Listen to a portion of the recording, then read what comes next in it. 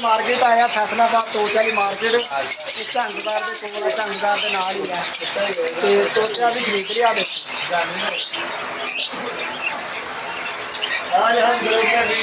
रहा आप दो तोते खरीद लिया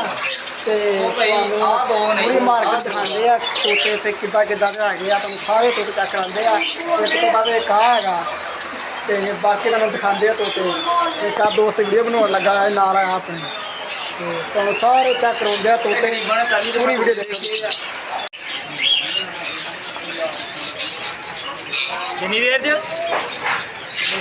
महीने बाद ये पहले बच्चों के हक मेरा अच्छा